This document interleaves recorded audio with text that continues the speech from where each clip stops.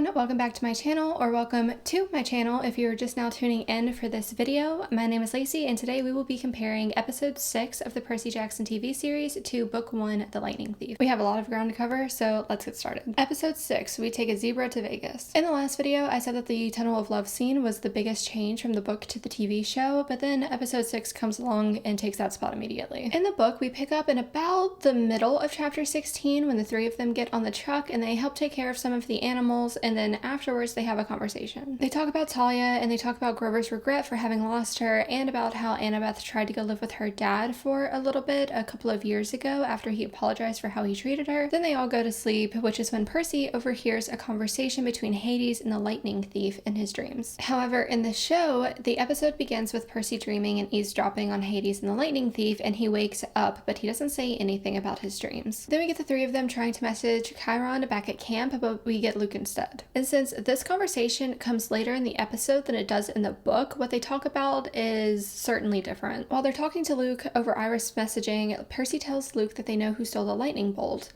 Now, Luke's response is, "How do you know?" instead of "Who is it?" And that doesn't seem like an appropriate response if you ask me. Right? Then Percy tries to tell Luke that they're heading to the Lotus Casino in Las Vegas to meet up with Hermes, but Annabeth cuts off the Iris message before Percy can say much. And side note, they're not actively looking for Hermes in the book, so that's a whole new thing. However, when they get to Vegas, one thing remains the same, which is they still help the animals escape, though in the book, Percy realizes that he can talk to the zebra, and I love the fact that in the show, Grover is more concerned with making sure that the animals get to safety rather than the safety of the humans on the road. And then we have the big thing, which is the Lotus Casino. Now, in the book, they're asked if they want to go inside and rest, and once they're inside, they're handed a room key and some cards so that they can get food and go play some games. In the show, when they go into the casino, it's Percy who suggests that maybe they can stick around for a little while, though they do realize that if they were to eat anything, they would be trapped like in the Odyssey. And I have to say, the costume department really outdid themselves, because when we're getting a look around at the casino, you can tell that everyone's outfits represent different decades. And we also get our first use of Wise Girl from Percy. In the book, Clarice is actually the first person to call Annabeth Wise Girl in maybe the 3rd chapter. It's very early on, but I love how easily it comes to Percy in the show. Now things change drastically from the book to the show. In the book, Percy meets another kid that's playing a video game and realizes that the kid is dressed weird, and when he asks the guy what year it is, the kid says 1977, which immediately freaks Percy out, and he goes around asking other people what year it is until he makes his way to Annabeth. He finds her building a city and he snaps her out of it long enough for her to realize what's happened to them, and then they go off to find Grover. Now in the show, Percy and Annabeth go off together to look for Hermes while Grover goes by himself, and we get to learn about Luke's mom a little bit from Annabeth. And it's also during their conversation that Percy mentions his dreams to Annabeth and the fact that he thinks that he was eavesdropping on Hades and the Lightning Thief. I don't think he's mentioned his dreams at all in the show, though he does mention them in the book, so I was wondering when this was going to happen. Meanwhile, while he's searching through the casino for Hermes, Grover finds another satyr named Augustus. He realizes that Augustus doesn't remember him, but Augustus asks Grover if he wants to help him search for Pan, saying that Pan is somewhere inside the casino. But side note to say, it has been confirmed that you can hear Nico yelling for Bianca in the back of one of the scenes with Grover and Augustus. Then in the show, we have Lin-Manuel Miranda making his official appearance as Hermes, and I have to say, he is a great Hermes. I love the conversation that Annabeth and Percy have with him about parenting and about Luke. Unfortunately, Hermes says that he took parenting advice from Poseidon, and come on, Poseidon isn't the pinnacle of parenting. That's your fault for listening. However, it is a heartfelt conversation that I think Percy needed to hear. We also get a small flashback of little Percy in the back of a car, and it has been confirmed that that will be in episode 7, so I can't wait to see what that's about. But while they're talking to Hermes, time runs out. The summer solstice passes, but what do? Well, Annabeth steals Hermes' keys, so now they just need to grab Grover and find Hermes' car. Like in the book, they do find Grover playing a VR game, but instead of it being like this deer human hunter thing, he's searching for Pan. Grover also doesn't remember Percy or Annabeth, but he's all for going on a quest with them, which I thought was funny. Like, two strangers come up to you and say, "Hey, let's go on a quest," and you just jump at the opportunity. I don't know, but it couldn't be me. Which brings me to my next point. Camp Half-Blood needs to teach driver's ed or something, especially if they're teaching these kids how to sword fight. Now, in the book, they have 1 day left until the summer solstice passes, which gives them enough time to grab a cab to Santa Monica and on the way there, Percy updates Grover and Annabeth about the dream that he had with Hades and the Lightning Thief. While he's talking, Annabeth seems convinced that it's not Hades who is talking to the Lightning Thief, but she doesn't say who she thinks it is. Now, in the show, the summer solstice has already passed, but that doesn't keep Percy from going to Santa Monica to try and see his dad. So in the book, when they get to Santa Monica, Percy goes into the water. He's told by the spirit of the sea that he can't see Poseidon because his dad is preoccupied with the impending war and that the gods are forbidden from interfering directly. And Percy is given 3 pearls to help him in his quest that he still has a day to complete. In the show, Percy goes into the water to try and meet his dad, but he sees the water spirit and he's told that his father waited as long as he could, but he's had to leave to go marshal his forces since the summer solstice has already passed. However, Poseidon did ask the water spirit to tell Percy that this isn't his fault, that he's brave and strong, and that he's made his father proud. And I have to be honest, I kind of teared up a little bit because this entire time Percy was so concerned with making sure that his father noticed him, and this just reinforces the fact that he has. The water spirit tells Percy that he can go back to camp, and Percy tells her no. He says that he's going to see it through and that there's something worse coming that no one knows about. And he says that if they can help, then they should. And in return, the water spirit gives Percy 4 pearls and says, go save the world, then go save your mother. So some of my ending thoughts is with the comment from the water spirit about Poseidon wanting Percy to know that he's brave and he's strong, it makes me wonder how they're going to change Poseidon's character, because we certainly don't get that in the book. But apparently the flashback of little Percy is also a flashback with Sally and Poseidon in episode 7, so I can't wait to see what happens. Well, that is all I have for this video, and not a moment too soon considering that episode 7 will be coming out shortly, but hopefully I will have that video up sooner rather than later, and I will see y'all then.